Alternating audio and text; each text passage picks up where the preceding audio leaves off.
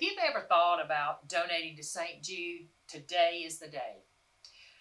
I have said over and over that I hate that a place like this has to exist, but I'm so thankful that it does. 7 months ago, Hallie Roden would have never imagined that she would have to be in the place she is now.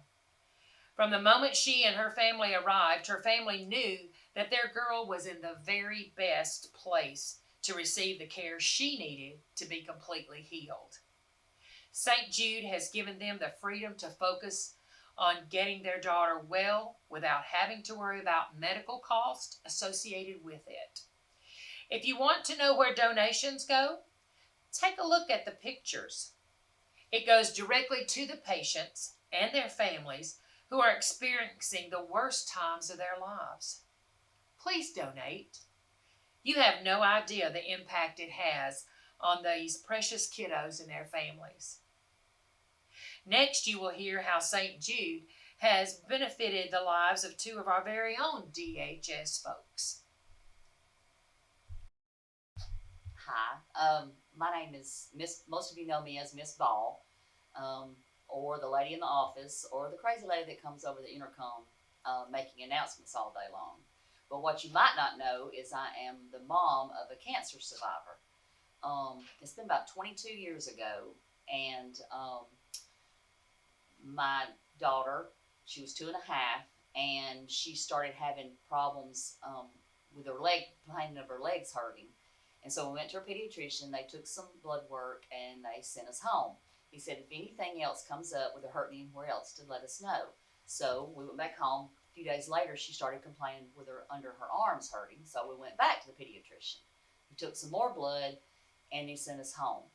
We hadn't been home just a few hours till I got a phone call stating that they're pretty sure that it's either rheumatoid arthritis or leukemia. And so at this point, as you can imagine, I was like in shock. And so they said for us to get to the hospital immediately, pack a bag and get down there with her. So I called my husband, and I'm screaming into the phone and crying, but he heard one thing. He heard, we got to get her to the hospital. So we come home, and him and my mom and myself took her down there.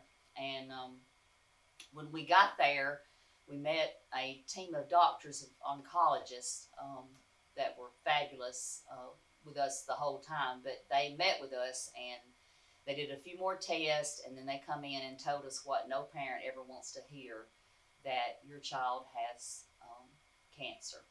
And it was a very emotional time for us.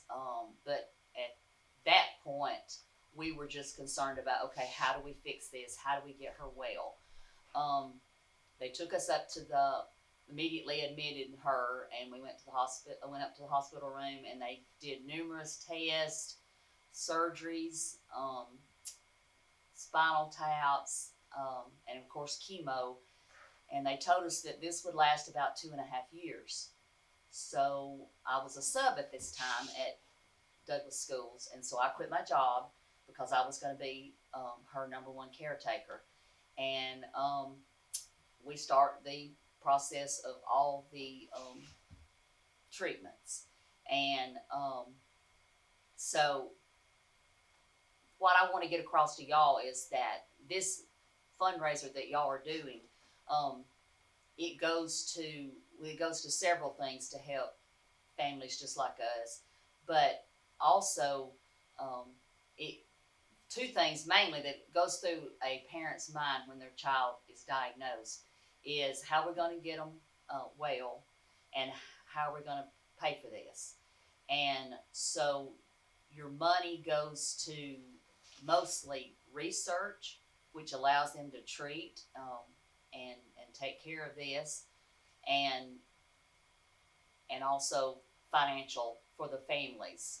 There's a lot of costs that you have to go through in this process that you might not realize, but that money that you collect helps take care of that. So now we go through the entire treatments It took 2.5 years. She finishes up in June, where she's supposed to start kindergarten a couple months later. And so she does, and she does great. The teachers and staff, the admin, they were wonderful with her, helping her through all that. And she goes on to graduate high school with honors. They had told us that when she started chemo that she might struggle with classes and stuff, but she graduated with honors.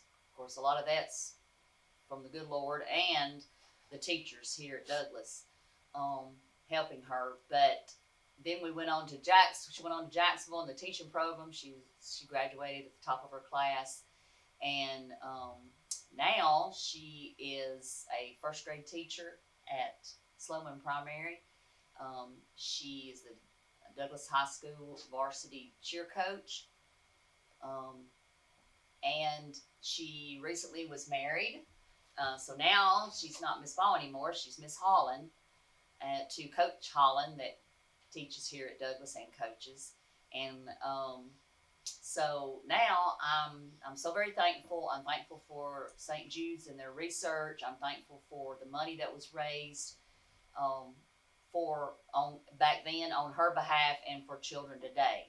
And hopefully one day we can all wake up and to a world where there's nobody that's being diagnosed with this terrible, terrible disease. And so if you've not guessed it or you don't recognize her, this is Natalie Ball / Holland. And she's going to talk a little bit of her experience. Hey guys, my name, as you know, is Miss Holland now. I used to be Miss Ball. A lot of y'all know me by that. But as she said, I'm a first grade teacher here at Douglas, and I am the varsity cheer coach. I was diagnosed when I was 2.5 years old. So if you remember a lot from when you're 2.5 years old, then pat yourself on the back, because I don't remember a whole lot. But what I do remember was how wonderful people were and how generous that they were. I was involved in a case study with St. Jude's, where St. Jude would work on me and try treatments out on me to hopefully not only help me, but help future patients that came up in time.